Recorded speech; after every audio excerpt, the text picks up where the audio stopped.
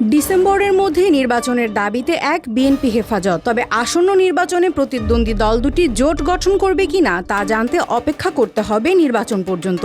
এমন কথা বলেছেন বিএনপির স্থায়ী কমিটির সদস্য সালাহউদ্দিন আহমদ।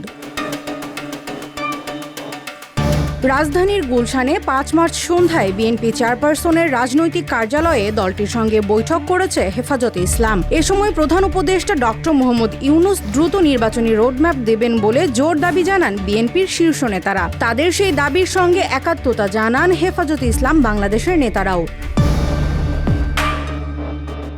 বৈঠকে বিএনপির মহাসচিব মির্জা ফখরুল ইসলাম আলমগীরের পাশাপাশি হেফাজতে ইসলামের মহাসচিব সাজিদুর রহমান, নায়েবে আমির আহমেদ আব্দুল কাদের সহ দলটির শীর্ষ নেতারা উপস্থিত ছিলেন। বৈঠক শেষে আলোচিত বিষয়ে সাংবাদিকদের ব্রিফ করেন সালাহউদ্দিন আহমদ।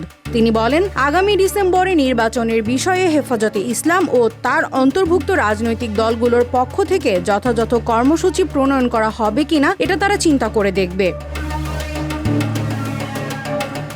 বিএনপি সংস্কার চায়, বিচার চায়, কিন্তু গণতান্ত্রিক প্রক্রিয়া সচলের বিষয়টি তারা সবার আগে বিবেচনা করতে চায়। এমন মন্তব্য করে সালাহউদ্দিন অভিযোগ করেন, ডিসেম্বরের মধ্যে জাতীয় সংসদ নির্বাচনের জন্য প্রধান উপদেষ্টা আশ্বস্ত করেছিলেন। জাতির সামনে অনেকবার বলেছেন, কিন্তু প্রায় সময় ডিসেম্বর থেকে জুনে, জুন থেকে আবার ডিসেম্বরে এরকম একটা শিফটিং দেখা যাচ্ছে। বিভিন্ন মহল থেকে নির্বাচন বিলম্বিত করারও পায়তারা লক্ষ্য করা হচ্ছে।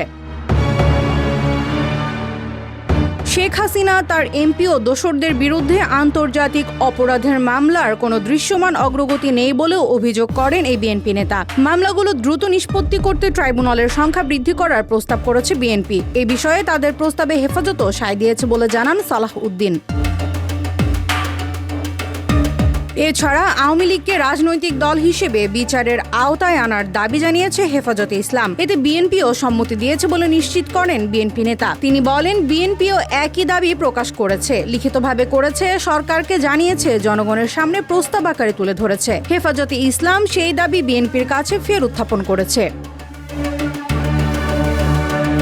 শাপলা চত্বরে হেফাজতের উপর চালানো হত্যার বিচারের পাশাপাশি আওয়ামী শাসনামলে আলেম ওলামাদের বিরুদ্ধে সব মিথ্যা মামলা প্রত্যাহারের দাবি করেছেন হেফাজতে ইসলাম নেতারা। বিএনপিও তাতে একমত প্রকাশ করেছে। এ সময় হেফাজতে ইসলামের সঙ্গে বিএনপি নির্বাচনী জোটের চিন্তা করছে কিনা এমন প্রশ্নের জবাবে সালাহউদ্দিন আহমদ বলেন, নির্বাচন আসা পর্যন্ত অপেক্ষা করুন।